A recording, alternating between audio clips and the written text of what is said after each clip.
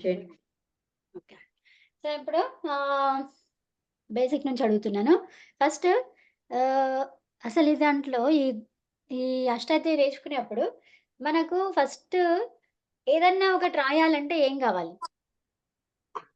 చెప్పాలన్నా, రాయాలన్నా ఏం గావాలి? ఆల్ఫాబెట్. ఆల్ఫాబెట్ గావాలి. ఉత్తమమండి. అక్షరాలు గావాలి. అవునా? శబ్దాలు కావాలి. ఈ అక్షరాలనేమంటారు? వర్ణః. అవునా? వర్ణమాల. వర్ణమాల. వర్ణమాల, స్వరాల మాల కదా? స్వరాల మాల అంటే అచ్చులే వస్తాయండి, హల్లులు రావుగా. అవును. రావు. అవును. స్వరమాల, అదేంటి హల్లు మాలలు కావాలన్నమాట. మాలలు డిఫరెంట్ సెపరేట్‌గా వర్ణమాల అంటే అన్నిటికీ సరిపోతుంది. వస్తది. కానీ ఇక్కడ 2 మాలలు గూడా కావాలండి. అచ్చుల మాల ఒకటి, హల్లుల మాల ఒకటి. ఓకే ఓకే అమ్మా. ఇంకా ఉన్నాయి కదా కిందని కదా? యారాల అవి కూడా. అవి ఊష్మాలు, తర్వాత అంతస్తులు. అంతే అమ్మా. సో, అయితే ఓకే. ఇప్పుడు ఇంకా అయితే 2 అంటే వర్ణాల సముదాయంని ఏమంటాం మనం? ఆల్ఫాబెటే కదా. వర్ణాల సమ్మేళనం అంతే. సముదాయం ఏమంటాం? ఒక పదం అంటే చేస్తే పదాలు పదమైతుంది. పదమైతుంది లేదంటే శబ్దమైతది. అంటే మీనింగ్ లేకపోతే అదొక శబ్దమైతది కదండీ! అవునవును. ఒక పదమైతది, మీనింగ్ లేకపోతే ఒక శబ్దమైతది కదా? అంతేనా? కాము. నేను ఇప్పుడు అన్నాను చూడండి. కాము మయావా ఏంటది? పదమా? కాదు. మీనింగ్ లేదు. అక్షరాల కలయిక అంతేగాని పదం కాదు కదా, శబ్దం అది. పదం కాదు, శబ్దం. ఓకే. సో, ఆ శబ్దానికి ఏమి చేరిస్తే ఒక పదమైతది? ఒక ప్రత్యయాలు చేరిస్తే ఒక పదమైతది కదండీ! అలా కాదమ్మా. అర్థవంతమైన శబ్దానికి ప్రత్యయాలు చేరిస్తేనే పదం అవుతుంది. అర్థవంతం లేని శబ్దానికి చేస్తే అదేం కాదు. పదం కాదు. ఉత్తమం. అదే కదా. ఉత్తమం. అవును. అయితే మరి ఏ శబ్దానికి ఎలాంటి ప్రత్యయాన్ని కలపాలి కదండి? సో, ఇప్పుడు నేను ఒకటి ఏం పదం ఇచ్చాను? వాతాయన అన్నాను. అంటే ఏంటి? శబ్దం అది. అదొక శబ్దం. ఎలా తెలిసింది? అదొక క్రియ కాదని అర్థమైతుంది. చేయడమో లేకపోతే ఏది కాదు అని అర్థమైతుంది కదా? సో, మరి దానికి ఏం కలిపితే అది ఒక అర్థవంతమైన పదమైతది? సుప్పు ప్రత్యయం కలిపితే అర్థవంతమైన పదం అవుతుంది. డూమువులు కలపాలి లేదా క్రియాపదాలు కలపాలి. అంతే అండి. డూమువులు కలపాలి లేదంటే క్రియాపదం కలపాలి. సో, ఇప్పుడు ఈ శబ్దానికి అర్థం తెలిస్తే మనం ఏది కలపాలని అర్థమైతది కదండి! ఇప్పుడు సంస్కృతమే నేర్చుకోలేదు. నాకేం రానే రాదు. సో, అప్పుడు నాకు వాతాయన అంటే ఏంటి? ఏదంటే ఏంటి? నాకేం తెలియదు. సో, అప్పుడు నేనేం చేయాలి? శబ్దం కావాలి. అంటే ఆ శబ్దానికి అర్థం ఏంటో తెలియాలి కదండి! సో, ఫస్ట్ ఆఫ్ ఆల్ అది ఏ శబ్దము, ఎలాంటి శబ్దమో అర్థం తెలియాలి కదా! సో, ఈ అర్థం తెలియాలంటే కొన్నన్నా బేసిక్స్ మనకి కొన్ని బేసిక్ పదాలు గాని, శబ్దాలు గాని మనకు తెలిసుంటే అప్పుడు దేనికి కలపాలి అనేది అర్థమైతది కదండి! సో, అట్లాగా వాతాయన అంటే ఇప్పుడు నేను మీకు ఒక హింట్ ఇచ్చాను. ఏమని? అదొక కిటికీ, అదొక వస్తువు అని చెప్పాను. సో, వస్తువు అని చెప్పేసరికి మీరేమనుకుంటారు? ఏ సుప్పు తీసుకొస్తారు? ఏ ప్రత్యయం తీసుకొస్తారు? ఏంటి మేడం? వస్తువు అంటే సుప్పు ప్రత్యయాలే తీసుకొస్తామమ్మా. కాదు. ప్రత్యయాలు అట్లొద్దులే. అయితే ఇప్పుడు ఒక వస్తువు ఉంది. వస్తువుకి సంబంధించిన ప్రత్యయాన్ని తీసుకొచ్చి కలుపుతారు కదండి! అవునా? అప్పుడు అదొక అర్థవంతమైన పదం అయితది. సో, అయితే ఇప్పుడు ఆ వస్తువుకి సంబంధించిన ప్రత్యయాలను మనం ఏమన్నాము? తింగని, తర్వాత సుప్పని అన్నాం కదా! దానికి సంబంధించిన ప్రత్యయాలు ఏంటివి? తింగులు, సుప్పులు. అవునా? మరి వస్తువుకి సంబంధించింది ఏంటి? 2 చెప్పాను. రెండిట్లో వస్తువుకి సంబంధించింది ఏది? సుబ్బు. అంటే వస్తువుకి అర్థం తెలవాలి కదా మొదలు. అర్థం తెలిసిన తర్వాత చెప్పాను కదా! ఒక వస్తువు అని చెప్పాను. వస్తువుని ఒక పదంలాగా చేయండి. ఎలా చేస్తారు? దానికి సుప్పు ప్రత్యయాలు కలపాలి. అర్థం తెలిస్తేనేమో అది వేరు. కానీ వస్తువు ఐడెంటిఫై చేయగలగాలి. అది వస్తువా? లేకపోతే ఒక యాక్షన్ ఓరియెంటెడ్ థింగా? అదేలేండి. అది. అవునా? అంటే అది క్రియాపదమా వస్తువా అనేది ఐడెంటిఫై చేయాలి. తెలియాలి. సో ఉమ్. అది ఏ వస్తువు అనేది అవుద్ది ఇప్పుడు. ఓకేనా? సో ఏ వస్తువు ఉమ్. తెలిస్తేనే దాని ఉపయోగం తెలుస్తది. అవునవును. అవునా? ఆ వస్తువు యొక్క పేరు ఇప్పుడు మనము నామ సంజ్ఞలు ఇప్పుడు అన్ని చెప్తున్నాం. ఏమని? ఇత్తని, తర్వాత ఏంటి? సంయోగమని అలా పేర్లు చెప్తున్నాం కదా! అంటే ఏంటి? అవును. పేరు చెప్పడం వల్ల ఏంటి అంటే, ఆ పేరు చెప్తే దాన్ని నువ్వెలా వాడుకుంటావు. అవునా? ఉమ్. ఉమ్. ఓకేనా? శబ్దం తెలియడం వల్ల ఏం తెలిసింది? వాడుకునే విధానం. కాదు. శబ్దం తెలియటం వలన దానికి సుప్పు ప్రత్యయం కలపాలనే తెలిసింది. కాదు. జనరల్‌గా ఇది ఎట్లా చెప్తారు? శబ్దంగా ఇప్పుడు మనం మాట్లాడుకున్నాము.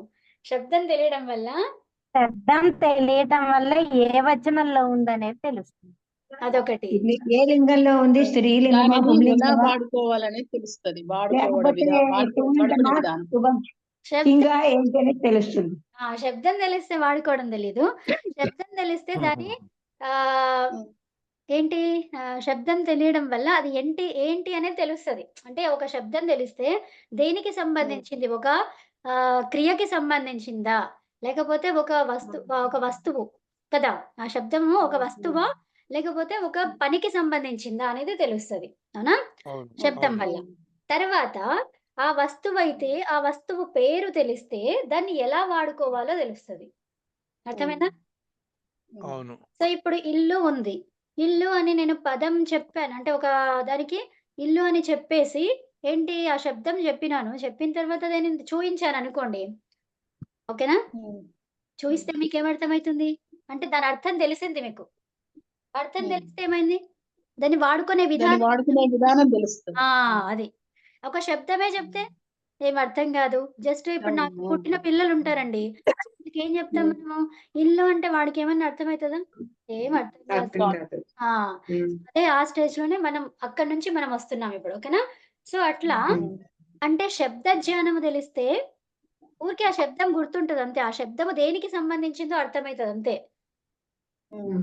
అవునా? ఉమ్. హ్మ్. ఆ తర్వాత దానికి అర్థం చెప్పామనుకోండి. అర్థం అంటే ఏంటి? దాన్ని వివరించడం. దేన్ని గృహం అంటున్నావు నువ్వు? అవునా? హ్మ్. ఏమంటున్నాము? ఇట్లా 4 గోడలుంటాయి దానికి. ఇట్లా మట్టి ఉంటది. ఆ మట్టి రేణువుల్ని ఒక ముద్దలాగా చేస్తాము. చేసి దాన్ని ఇట్లా పెడతాము. పెట్టేసి దీంట్లోకి ఇట్లా తయారు చేస్తాము. అప్పుడు దాన్ని ఒక ఇల్లు అంటాము అని చెప్పామనుకోండి. సో, అప్పుడు ఇల్లు అంటే ఏంటో అర్థమైతది. అంటే దాంట్లో ఉండొచ్చు. లేకపోతే ఏదైనా ఆడుకోవచ్చు. ఏదైనా పనులు చేసుకోవచ్చు అనేది అట్లా అర్థమైతది కదండీ! అంటే ఉమ్. శబ్ద జ్ఞానం తెలిస్తే సరిపోదు ఇక్కడ. దాన్ని వివరించి చెప్పాలి. చెప్తే దాన్ని వాడుకునే విధానం తెలుస్తుంది అని చెప్తున్నారు. అంతే అవును. కదా? దాని అర్థం తెలిస్తే మనకి హ్మ్. అర్థం అంటే ఇదన్నమాట. అంటే దాని యొక్క అంతరార్థం తెలిస్తే కదా! హ్మ్. అయితే ఇప్పుడు మనకి శబ్దం అనేది ఒకటొచ్చింది. తర్వాత ఆ శబ్దానికి నేనేమన్నాను ఒక వస్తువు అని చెప్పాను. వస్తువు అని చెప్పాను కాబట్టి దానికి సంబంధించిన ప్రత్యయాన్ని తీసుకొచ్చాను. ఇప్పుడు నాకు ఇల్లు కట్టాలి అని తెలిసింది. ఇల్లు కట్టాలి అని తెలిసిన తర్వాత నేను ఆకులు, అలములు తీసుకొచ్చాననుకోండి. నాకప్పుడు ఇల్లు కట్టొస్తదా? లేదు. రాదు. లేదు. దానికి సంబంధించినవే ఇస్తేనే ఇది కట్టడానికొస్తది కదా! సో, అట్లాగా అవును. ఒక వస్తువు జెప్తే, ఆ వస్తువుకు సంబంధించిన ప్రత్యయం ఏంటి? సుప్పు ప్రత్యయం. ఓకేనా? హ్మ్. ఆ. ఆ! తర్వాత ఒక పని చేసేది. ఏదైతే పని చేసేదుందో దానికి సంబంధించిన ప్రత్యయం ఏంటి? క్రియాపదం. క్రియలకి సంబంధించిన ప్రత్యయం ఏంటి? తింగులు. తింగులు. తింగు తింగులు. ప్రత్యయాలు. తింగు ప్రత్యయాలు. సో, అంటే ఒక అర్థవంతమైన పదం కావాలంటే వాటికి వీటి సమ్మేళనం కావాలి. కదండీ! అవును. హ్మ్. ఉమ్. సో, అయితే ఇప్పుడేంటి సమ్మేళనం అయ్యింది. అంతవరకే సరిపోయిందా మరి? సరిపోలే. సరిపోలేదు. క్రియ కావాలి. క్రియ కావాలి. క్రియ. దానికొక వాక్య రూపము కావాలి. అవునా? హ్మ్. అవునా? పదం కావాలి. పదాలు సరిపోదు. వాక్యాలు కావాలి కదా! ఆ! అంటే దాన్ని యుక్తింగంతం పదం. ఆ! సో, ఇప్పుడు ఏంటి ఏమన్నారు? యుక్తింగంతం పదం అన్న. పదం అయ్యింది. సో, పదం అంటే పదాల సమూహమే వాక్యం అమ్మా. పదాల పదాల సమూహమే ఆ పదం వరకొచ్చేసింది. సో, ఆ పదాన్ని ఏం అవును. చేస్తాం మనం? వాక్య అదే రూపంలో ఇంకా చెప్తాము. కొన్ని పదాలు తీసుకుని కలిపితే అర్థవంతంగా అప్పుడు వాక్యం అవుతుంది. వాక్యం అయితుంది కదా! సో, అంటే అంటే నీ అర్థం ఏంటి? అసలు నువ్వేం చేయాలనుకుంటున్నావు అనే విషయం మనకు తెలుస్తది కదండీ! సో, అట్లాగా సో, ఇప్పుడు మనకొక పదమొచ్చింది. ఆ పదములో మళ్ళీ తర్వాత ఏమేం కావాలి? కర్త, కర్మ, క్రియ. సో, క్రియ కావాలి. ఎవరు చేస్తున్నారు? ఎప్పుడు చేస్తున్నారు? ఎందుకు చేస్తున్నారు, ఈ ప్రశ్నలు కావాలి. 6 ప్రశ్నల ఏమి, ఎక్కడ, ఎందుకు, ఆ తర్వాత ఎవరు ఎవరు ఎప్పుడు, అవునా? ఈ 6 ఆరు కకారాలు కదా, ఆరేనా? 7 ఎవరు అమ్మా, అంటే కర్త కర్మ క్రియ వచ్చేసాయి కదండి, ఇంకా ఎవరు అనేది అక్కర్లేదు కదా. సప్త కకారాలు ఆ? కావాలి, అవునా? సప్తకారాలు. కావాలి. సప్త కకారాలు అది ఓన్లీ క్వశ్చన్స్ అడగడానికి అమ్మ అంతే అంతే, ఆ క్వశ్చన్స్ కి ఆన్సర్ వచ్చేవి కావాలి మనకు, అవునా? అదండి. అది 7 రకాలుగా కకారాలు ఉంటాయి, క్వశ్చన్స్ కర్త వస్తాయి. కకారాలా? ఆ సప్త కకారాలలో ఇప్పుడు ఏంటి, ఎవరు అన్నాను. ఎవరు అనగానే మీరు ఏమొచ్చారు, అక్కడ ఎవరు వచ్చారు, కర్త వచ్చాడు, కర్త వచ్చాడు, అవునా? ఆ, ఆ, ఏం చేస్తున్నాడు, క్రియ. ఎవరు ఏమిటి? ఏం చేస్తున్నాడు, అవునా? ఏం చేస్తున్నాడో రాలేదుగా అంటే ఆన్సర్ లో వస్తుందా? ఓకే, ఆహా, సరే. అది కాదు. ఆ. సప్త కకారాలు అంటే కిం, కదా, కథం, అట్లా అవునవును. Okay okay. సప్త కకారాలు అంటే ఆ ప్రశ్నలన్నీ కూడా కాతో అడుగుతామన్నమాట. ఎవరైతే, ఓకే. ఎప్పుడైతే, ఎందుకైతే, అయితే అని ఉందా, అవన్నీ కూడా యాతో మొదలైతాయి ప్రశ్నలు. ప్రశ్న అవునవును. గాని ఉమ్. ప్రశ్నలు ఎలా ఉంటాయి, కహ, కాతో మొదలైతాయి. సో కాతో మొదలైందంటే అదొక ప్రశ్న. కహ, కౌ, కేన, కస్మై, ఎవరితో, అవునా? ఎందుకు, కిమ్, కిమ్, అలా అన్నమాట. కాతో ఇప్పుడు కొన్ని ఏనా? యాతో కూడా మొదలవుతున్నాయి కదండి. యా యాతో నీకు ఇఫ్ కండిషన్ వస్తది. ఎప్పుడైతే, ఎందుకైతే, ఎవరి కోసం. యహ గచ్చతి అట్లా ఉండదా? యహ గచ్చతి, యహ గచ్చతి, ఎవరైతే వెళ్తున్నారో. అక్కడ కూడా అదే ఎవరో ఇదబద్ధంగా తెలియనప్పుడు ఇఫ్ కండిషన్ అది. తేనా, if condition. తేనా ఒకటి, తేనా. అదొక కండిషన్. తేనే కాదు. పుత్ర కదా. సో సరే. సో ఇప్పుడు మనకి కస్మిన్, కర్త కస్మిన్. వచ్చింది. అమ్మా, ఆ, కకారాలు ఏమిటో మొదలు రాయండి అక్కడ. ఓకే, దేనిని చెప్పండి. దేనిని అనేసరికి ఏం చెప్తారు, ఒక కర్మ వచ్చింది. దేనిని అంటే కర్మ వచ్చింది. దేనిని చూస్తున్నాడు, దేనిని అదేంటి వింటున్నాడు, అవునా? దేనిని తింటున్నాడు, దేనిని తింటున్నాడు, అవునా? సో అలా దేనిని చదువుతున్నాడు, అన్ని వస్తాయి. అదే. సో అంటే కర్త కర్మ క్రియ ఉంటే మనకు ఒక వాక్యము చేయగలుగుతాము. సో మరి ఆ కర్తని ఎలా చేసుకున్నాము మనము, ఒక ఏది చెయ్యాలన్నా కానీ ఏదో ఒక ప్రత్యయం అనేది కావాలి. అర్థమైందా? అవును కర్తగా రావాలన్నా ఒక ప్రత్యయము కావాలి, అవును. కర్మగా కావాలన్నా ఒక ప్రత్యయము కావాలి, థింగ్గా క్రియగా కావాలన్నా కూడా ఒక ప్రత్యయము కావాలి. అర్థమైందా? సో దానికి ఒక పదం అవుతుంది. ఇవన్నీ కలయికనే ఒక వాక్యము కదండి. సప్త కకారాలు ఏంటో చూస్తారా ఇప్పుడు, చూడండి. కిం, కుత్ర, గతి, కదా, కహ, కథం, కిమర్థం. కిం, కుత్ర, గతి, కదా. అన్ని పాటలుగా చెప్తున్నారమ్మా మీరు. ఇంకా చెప్పండి. మొన్న ఒక పాట నేర్పించారుగా మాకు, ఏంటది? ఉపసర్గల పాట. ఉపసర్గలు రాగంతో వచ్చింది. చెప్పండి. కిం, కుత్ర, గతి, కదా. ఇంకా కహ, కథం, కిమర్థం. తమం. కహ, కథం, కిమర్థం. విభక్తులు కూడా పాటలు ఉన్నాయండి. అన్నిటికీ ఉన్నాయా కాదు, మనం క్రియేట్ చేయాలి అంతే. ఉన్నదా లేదా కాదు. ఉన్నాయి అంటున్నాను నేను. అవునవును. మాకు విభక్తి పాట నేర్పించండి అమ్మా. కాదమ్మా, ఉన్నాయి కాదు, ఇక మనమే నేర్చుకోవాలి, మనమే చేసుకోవాలి. కిమర్థం, అంతేనా? 7 వచ్చేసాయా? కిం, కుత్ర, కతి, కదా, కహ, కథం, కిమర్థం. సో కిం అంటే ఏంటి, ఏమిటి, ఏమిటి. కుత్ర ఎక్కడ, కతి ఎన్ని, కదా ఎప్పుడు, ఎప్పుడు, ఎవరు, కహ అంటే ఎవరు, కథం అంటే ఎలా, కిమర్థం ఏ కారణము, ఎందుకు, ఏ అర్థం. ఎందుకొరకు. అవును కిమర్థం గచ్చతి తత్ర కిమర్థం గచ్చతి ఎందుకు ఏ కారణం ఏ కారణం ఆ, కారణం అవునా ఓకే అయితే సో ఇప్పుడు ఆ పదం వచ్చేసింది, శబ్దం నుంచి పదం వచ్చింది, పదం నుంచి వాక్యం వచ్చింది. సో ఈ ఆయన అడగండి, ఆయన మునిగారికి సరిపోయినాయా ఇంకేమన్నా చెప్పాలని అడగండి. గారు ఓకేనా? సరిపోయింది అమ్మా. ఓకే అది మీరు పర్మిషన్ ఇస్తే ముందుకెళ్తాం. అదే సో ఇప్పుడు ఏంటి మరి ఆ వాక్యాలలో మళ్ళీ వాక్యాలలో ఎన్ని రకాలు ఉన్నాయండి? వాక్యాలు మూడు రకాలు. చెప్పే విధానంలో మూడు రకాలు. రకాలు. మూడు రకాలమ్మా. మూడు రకాలు ఏమేమవి? కర్తరి, కర్మణి, కర్తరి, భావి. కర్మణి, వాక్యం, భావం కర్మణి వాక్యం, వాచ్యం, వాచ్యం అన్న వాక్యం అన్న అంతే. సో భావవాచ్యం అవునా? సో కర్మణి వాచ్యం, కర్తృవాచ్యం, భావవాచ్యం. అంటే ఏంటి? నేను పాఠం చెప్తున్నాను, నేను పాఠం చెప్తున్నాను, అది డైరెక్ట్ గా ఉంది అవునా? ఇది కర్మని ఏంటి? Indirect speech. ఏంటంటే అది ఇండైరెక్ట్. ఇండైరెక్ట్ గా చేత చెప్తున్నా. చెప్పబడింది. ఏమని? నా ద్వారా పాఠం చెప్పబడుతుంది అంటే అంతే. నా ద్వారా అంటున్నాను అవునా? అది డైరెక్ట్ గా ద్వారా, చెప్తలేదు, నా నేనే చేత చెప్తున్నాను చెప్పట్లేదు, నేను నా ద్వారా చెప్పబడుతుంది.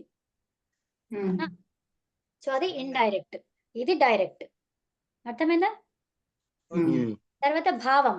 సో భావం ఎప్పుడు వస్తుంది? ఎప్పుడైతే కర్మ లేదంటే అన్నిటికీ కర్మ ఉంటది, కర్మ లేనిది ఏది ఉండదు. సో మరి ఏంటి అంటే దానికి ఇంకొకటి సపరేట్ గా చెప్పాల్సిన అవసరం లేదు. అది చేస్తున్నావు అంటే దానికి ఆప్షన్స్ ఉన్నాయి. చేస్తున్నానంటే నేను పని ఏదో ఒకటి చేస్తున్నా అంటే దానికి ఆప్షన్స్ ఉన్నాయి. నువ్వేం చేస్తున్నావు అడగొచ్చు. పడుకుంటున్నా అంటే ఏం పడుకుంటున్నావు, దానికి ఆప్షన్ లేదు, అదొకటే. చేస్తున్నావు, ఏం చేస్తున్నావు, వింటున్నావు, ఏం వింటున్నావు, ఆప్షన్స్ ఉన్నాయి అక్కడ కదా.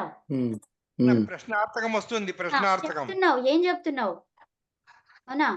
ఉన్నావు, ఏమున్నావు ఉంటదా ఉండదు. సో ఇప్పుడు అదేంటి? ఎక్కడున్నావు? ఏమున్నావు ఉంటదా ఉండదు. సో అదేంటి? భావం. ఉండటం అనేది ఏంటిది? భూధాతువు ఏంటిది? భావతి సో భావవాచ్యం. ఏమున్నావు అనము కదా, ఉన్నాను అంతే. ఎక్కడున్నావు అంటాం కానీ ఏమున్నావు అంటామా అనము. సో అట్లాగనమాట అవునా? తర్వాత దీనికి ఏ ప్రశ్నలు వేసుకోండి, వాటికి సమాధానం వస్తేనేమో అది, రాకపోతే అది కర్మ లేదు దాంట్లో అని అంటారండి. అంతే అండి. సో ఇప్పుడు భావం అంటే సకర్మ ఏంటి? అకర్మ, సకర్మ అకర్మ.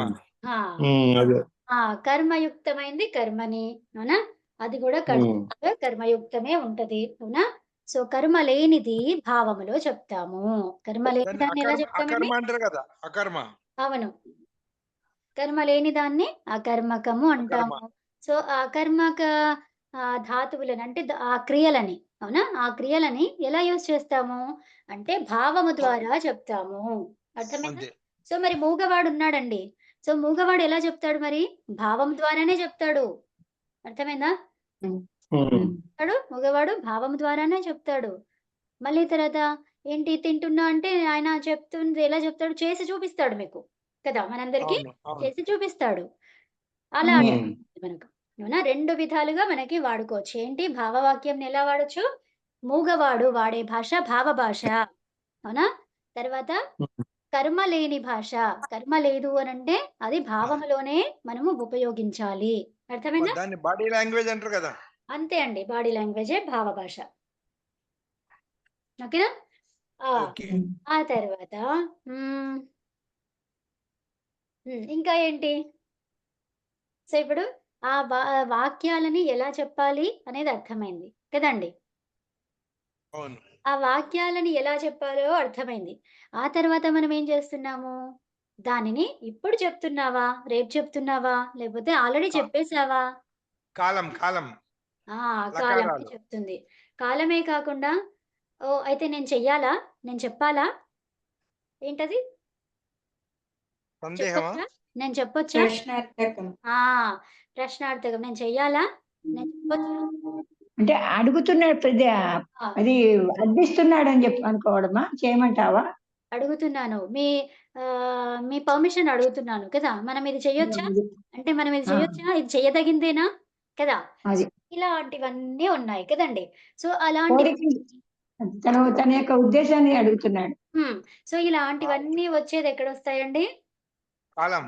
కాలం కాలమే కాదు లకారాలు లకారాలలో వస్తది. ఎందులో లకారాలు వస్తుందది? ఇక్కడ మనం సంస్కృతంలో చూసుకుంటే లకారాలలో వస్తుంది. అవునా? లకారాలు. లకారాలలో అవును. వస్తుంది. అవునా? లకారాలు. అవునా?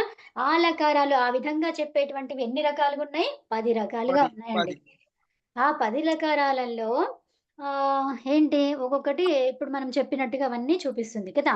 సో, అయితే నేనిప్పుడు అవును. ఏం చేస్తున్నాను? పాఠం చెప్తున్నాను అన్నాననుకోండి. సో, అది ఏ కాలం చెప్తుందది? వర్తమాన కాలం. వర్తమానం లట్ లట్ ఆ! అప్పటికప్పుడు జరిగేది చెప్తుంది. జరిగేది చెప్తుంది. ప్రస్తుతం Present ఏం tense. జరుగుతుందో అది ప్రస్తుతం చెప్తుంది. చెప్తుంది కదా! ఆ తర్వాత సో, ఇప్పుడు నేను మాట్లాడేసాను పొద్దున. అది భూతకాలం. భూతకాలం జరిగిపోయింది. ఆ భూతకాలం అది ఎప్పుడైపోయింది? లంగ్ అద్యతన భూతకాలం. అద్యతన అద్యతన. భూతకాలం. భూతములో 2 ఉన్నాయి మళ్ళీ. భూతాలు అవును. ఎన్నున్నాయండి? 2 మూడు ఉన్నాయి మా భూతాలు. 3 ఉన్నాయి. 3 ఉన్నాయి. ఇప్పుడే జరిగింది, నిన్నను మొన్నను ఎప్పుడో జరిగింది, ఇంకొకటి చాలా కాలం క్రితం జరిగింది. ఈ పురాణ రోజు కాలం. భూతం. రెండవదేంటిది? అద్యతన ఈ రోజు ఒకటి, మార్నింగ్. అనద్యతన ఒకటి. భవిష్యత్ కాలం. ఈ రోజు కానిది అన్నమాట. అంటే ఈ రోజు కానిది అని అవును. రాయాలి. నిన్నటి అని రాయొద్దు ఎప్పుడు కూడా. ఎందుకంటే అదే అదే. నువ్వు ఇస్తున్నావు అంటే నిన్ననే కావచ్చు, మొన్ననే కావచ్చు, ఏదైనా కావచ్చు. అది నిన్నటిదంటే ఇంకా అది కరెక్ట్ కాదు.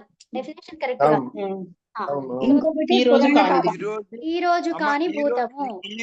ఈ రోజుది ఈ రోజు కాని. రేపటిది ఈ రోజు కానిది. అంతే చెప్పాలి. మనం ఎక్కడ చెప్పినా కూడా ఈ రోజటిది, ఈ రోజు కానిది. భూతం అంటే ఏంటి? అంటే ఈ నిర్వచనాలు చెప్పాలి. నువ్వు ఏ భూతములో చేశావు అంటే నిన్న చేశాను, మొన్న చేశాను, నిన్న ఈ 10 గంటలకి చేశాను. అలా చెప్పుకోవాలి. అర్థమైందా? సో, ఉమ్, భూతకాలం ఉమ్. ఏంటి అంటే ఇవే మూడోది చెప్పాలి. ఈ రోజటిది, రేపటిది. ఈ రోజు అది చెప్పొద్దు. అదే చెప్తున్నా. అది రిటర్న్ ఆ! తర్వాత రేపటిది కాదు. అట్లా అంటున్నారా? ఓకే. ఓకే. ఇంకోటేంటి మనము చూడని భూతము. ఏంటండది? పరోక్షం. మనము చూడని భూతము. ఏంటది? మనము చూడాలి. సో, ఎప్పుడో జరిగింది చెప్తున్నారు, వింటున్నాము. అది. సో, ఇప్పుడు మనకందరం పరోక్ష భూతకాలం. ఆ! అది ఇది రామాయణ మహాభారతాలు హిస్టారికల్. ఆ! సో, ఇప్పుడు మనకి ఈ రోజుటి భూతంని ఏమన్నాము? అద్యతన. ఏమంటాం? లుంగా ఏమంటాం? సామాన్య భూతకాలం అంటాం. సామాన్య భూతకాలము, ఆ! అనద్యతన భూతకాలము, లుంగు, పరోక్ష లుంగు. అనద్యతన అదే. భూతకాలం. అదేలే సామాన్యం అంటే ఏంటండి? మళ్ళీ మీరు ఒకటి చెప్పాల్సి వస్తది. ఫైనల్ గా మీరు ఎక్కడ ఎండ్ అయితారు? ఈ రోజుటిలో ఎండ్ అయితారు. అంతే లుంగు. కదా! అంతేనా? అవును అవును. ఉమ్. సో, ఇప్పుడు సో, లుంగ్ అంటే ఏంటి? ఈ రోజు సామాన్య భూతకాలం. ఈ రోజు మనం చేసేది. ఉండొచ్చు, ఈ రోజు చేస్తుంది. ఈ రోజు మార్నింగ్ అట్లా అయింది. సో, ఈ రోజటి భూతకాలము లుంగ్. అవునా? సో, ఈ రోజు లుంగ లంగ లుంగు. లుంగు. లంగ్. మన కన్ను చూడనిది, మనము చూడనిది ఏంటది? అది లంగ్, నత్యతన భూతకాలం. పరోక్ష అద్యతన భూతకాలం. లంగ్ అంటే అమ్మ నిన్న మొన్న లంగ్ అంటే జరిగినట్టు అనద్యత. సో, చూడండి. మనం చూడండి లిట్ కదా. ఇది లిట్ లోకి వస్తుంది ఇది. అవునండి. సో, ఇప్పుడేంటి ఈ రోజటి భూతకాలంని నేనేమన్నాను? నేను పొద్దున 10 గంటలకి అవునా? ఇప్పుడు నాకు 10 అయితుంది. 10:01 అయితుంది. సరే. సో, ఈరోజు పొద్దున్న 9 గంటలకి, 8 గంటలకి మాకైతే లుంగ్ అండి. మీకైతే లుంగ్. లుంగ్ కాదమ్మా లంగ్ మీకు. మీకు కూడా లుంగే, నాకు కూడా లుంగే. ఇద్దరికి అంతే. అమ్మ, లంగ్ అంటే ఆ! కవితమ్మ, ఆ! లంగ్ అంటే నిన్న మొన్న జరిగిన భూతకాలం. నిన్న మొన్న చెప్పొద్దు. ఈ రోజు కానిది ఏం చెప్పాలి? నిర్వచనం చెప్తుంటే ఈ రోజు కానిదే చెప్పాలి. ఈ రోజు కానిది. ఇవే పదాలు వాడాలి. ఓకేనా? ఇవే ఓకే. శబ్దాలు వాడాలి. మరి అందుకే ఈ రోజు కానిది సంస్కృతంలో ఏం చెప్తారు? రేపు కూడా అద్యతన, అనద్యతన అవే చెప్తారు. అవునా? ఎందుకు చెప్పారు? ఈ కన్‌ఫ్యూజన్ వస్తది. ఇప్పుడు మీరు 2 గంటలకు, 3 గంటలకు అని చెప్పారు. పొద్దున, సాయంత్రం అని చెప్పారు. మిగతా వాళ్ళు ఏం అర్థం చేసుకుంటారు? అదే అర్థం చేసుకుంటారు. లుంగ్ అంటే ఇదే. అట్లా అర్థం చేసుకుంటారు. అది కాదు గదా! లంగ్ అంటే ఇదే అని అర్థం చేసుకుంటారు. అది కాదు గదా! సో, లంగ్ అంటే అట్లా. ఇప్పుడు అద్యతన అని చెప్తున్నాం కదా, అద్యతన భూతకాలం అని. అవునండి. దాని అర్థము ఈ రోజు గడిచిందేనా ఎట్లా? అంతే, ఈ రోజటి భూతం అదే ఈ రోజుటి భూతకాలం. అంతే. సో ఇప్పుడు అనద్యతన అంటే ఈ రోజు కాకుండా, అంతేగా? రేపటి భూతకాలం మరి రేపటిదని చెప్పదు, ఈ రోజు కాదు, అంతే ఇక. అది అది ఎప్పుడైనా కావచ్చు, రేపు కావచ్చు, నిన్న కావచ్చు, ఎప్పుడైనా కావచ్చు. అది రేపటి కాదు, ఎప్పుడో జరిగినది, ఎప్పుడో జరిగినది. రేపటిది అంటే మరి భవిష్యత్తులోకి వెళ్తుంది కదా. ఎప్పుడో జరిగింది. మరి ఈ రోజు మార్నింగ్ 10కి అన్నారు. 10కి అంటే దేని కింద వస్తుందండి? మీరే చెప్పండి. ఈ రోజు ఈ రోజు అద్భుతం. ఇది లుంగే కదా, అదేంటిది లుంగు వస్తుందమ్మా, లుంగు వస్తుంది. లుంగ్ వస్తుంది కదా. లుంగు అనేది యాక్చువల్ గా భూతకాలంలో మనం వాడాల్సింది లుంగేనమ్మా. అవును, లంగ్ లిట్ అనేది మనం వాడేస్తాం, కానీ యాక్చువల్ గా లుంగులో చెప్పాలి మనం. ఇవాళ మార్నింగ్ ఇవాళ మార్నింగ్ జరుగుంటే లంగ్ లో చెప్పేస్తాం, లంగ్ అన్నారని నేను అంటున్నాను. లుంగులోనే చెప్పాలి, లుంగులోనే చెప్పాలి. ఈ రోజటిది ఆ, ఎట్లా అంటే లుంగే. లంగ్ కాదు, లంగ్ అనేది చెప్పండి. నిన్న జరిగింది. ఈ రోజు కాదు, ఈ రోజు కాదు, ఈ రోజు కానీ కాదు. మనం చూడనిది ఏంటంటే అమ్మ పుస్తకము లోపల లిట్. కవితమ్మ అమ్మ చెప్పండి. పుస్తకము లోపల లంగ్ అనే దానికి నిన్న మొన్న జరిగిన భూతకాలం అని చెప్పి ఇచ్చారు. మరి నిన్న మొన్న అని చెప్పి ఇవ్వరు, అనద్యతన అని ఇస్తారు. సరిగ్గా చెప్పండి. అనద్యతననే అదే చెప్తారు. నిన్న మొన్న అని అసలు పర్టికులర్ గా ఏమి ఇవ్వరు. అది మనము అంటే ఇప్పుడు నేను నిన్న చేశాను అని చెప్పుకుంటాంలే, అది వేరు. మీ మట్టుకు మీరు నిన్న అనుకుంటే సరిపోయింది. నేను నిన్న క్లాస్ కి రాలేదు అంటే మీరు నిన్న రాలేదు అంతే. కాకపోతే వేరే వాళ్ళు నిన్న కాకపోవచ్చు కదా, అనద్యతననే అంటారు. అంతే, అనద్యతన అదే అనాలి. ఎందుకంటే డెఫినేషన్ ఏంటి, డెఫినేషన్ చెప్పుకుంటున్నప్పుడు మనం కరెక్ట్ గా పర్టికులర్ గా అంతే చెప్పాలి. అంటే ఇప్పుడు కేవలం ఈ ఈ మూడు రోజు జరిగినది, ఈ రోజు జరిగినది. ఒక్క నిమిషం ఆగు. ఇప్పుడు ఈ మూడు భూతకాలనే, ఒకటి లుంగ్ చెప్పుకోవాలి, రెండు లంగ్ చెప్పుకోవాలి, రెండు లిట్ చెప్పుకోవాలి, అంతేనా? ఈ మూడు చెప్పాలి. ఓకే. మనం అన్నిటికీ ఒకటే వాడతాం కదండి, లంగ్ ఒకటే వాడతాం. అవును, వాడం లంగ్ ఎట్లా ఒకటి ఎందుకు వాడతాం?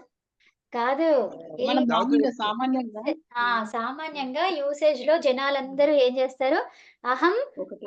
అభూ అదేంటి అపఠత్ అంటామే కానీ నేను ఇక్కడ ఏంటి అదే దానికి ఏమొస్తుంది ఇప్పుడు లుంగులో అయితే ఏమొస్తుంది, ఐ మీన్ లంగులో అయితే అభవత్ అంటాం.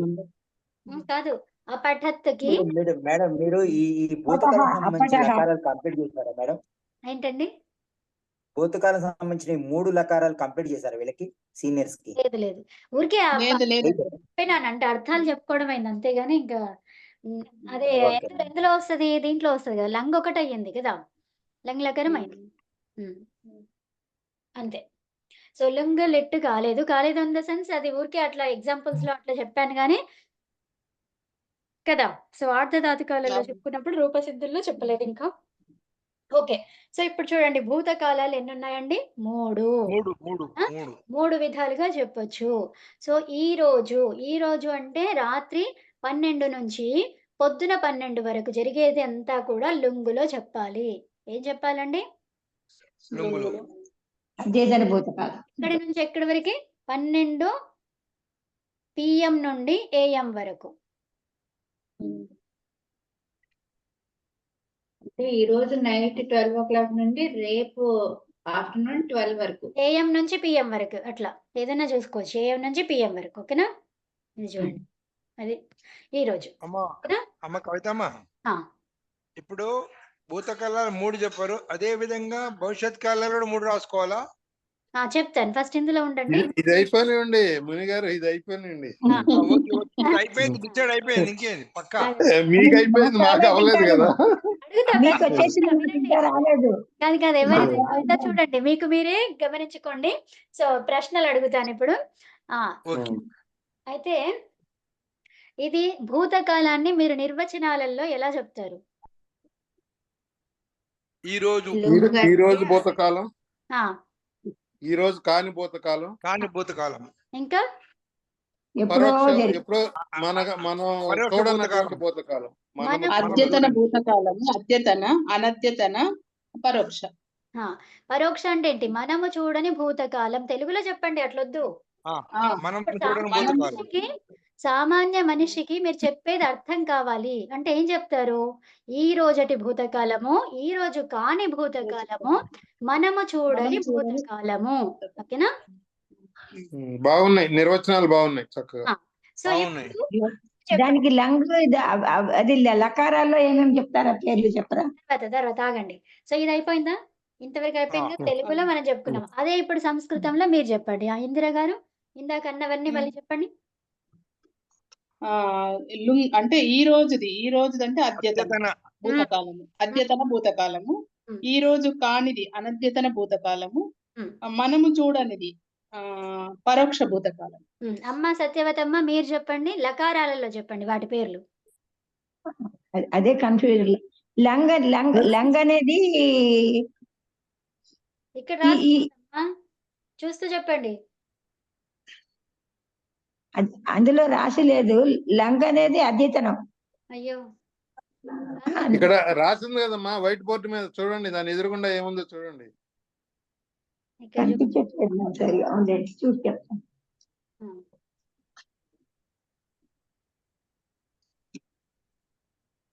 లంగ్ ఈ రోజు కానిది. తర్వాత లుంగు ఈ రోజు జరిగింది కదా? జరిగిపోయింది. భూతం అంటున్నాగా జరిగిపోయింది. తర్వాత లిట్టు ఎప్పుడు మనం చూడనిది. అంతే, వచ్చేసింది. ఇప్పుడా అప్పుడా కాదు, మనం చూడలేదు అంతే. అంతే. పరోక్ష భూతకాలం అంటాం అక్కడ. అవునా? పరోక్ష అంటే ఏంటి? మనం చూడని ఎవరో చూసింది మనం చెప్తున్నారు అంతే. అదే ఓకేనా? సో అది ఎప్పుడు ఏంటి అనేది మళ్ళీ అది వేరే విషయం కదా. లిట్టు ఎప్పుడో ఎవరో చూసి చెప్పింది. లుంగు ఈ రోజు ఇది పోయింది. బోర్డు కనిపించట్లేదు. బోర్డు కనబడిపోతే మనం కూడా ఆగిపోతాం. లంగు ఈ రోజు కానిది. లుంగ్ అనేది లిట్ అనేది ఎప్పుడో మనం చూడనిది. లుంగ్ అనేది ఈ రోజు జరిగినది. లంగ్ అనేది ఈ రోజు కానిది. లుంగ్ అంటే ఈ రోజు జరిగినటువంటిది. అదే లంగ్ అనేది ఈ రోజు కానిది. ఈ రోజు కానిది అంతే. అంతే. సో ఇప్పుడు మనం ఎక్కడ ప్రయోగించినా ఈ తెలుగు పదాలే వాడాలి. అర్థమైందా? సో తెలుగు సంస్కృతంలో చెప్పాలంటే లకారాలు బాగా రావాలి. అదే లంగు లుంగు లంగు. మునిగారికి బాగా ఇప్పుడు 3 రకాల భూతకాలాలు చెప్పారు. లుంగ్ లంగ్ లిట్. లంగు లుంగు లిట్. సరే ఇద్దరు కరెక్టే కానీ అమ్మా ఇది నాకు చిన్న సందేహం చెప్తారా? ఇది కట్ అవుతుంది. రండి మళ్ళీ రండి. ఓకే. సమయం అయిపోయిందా ఇంత తొందరగా?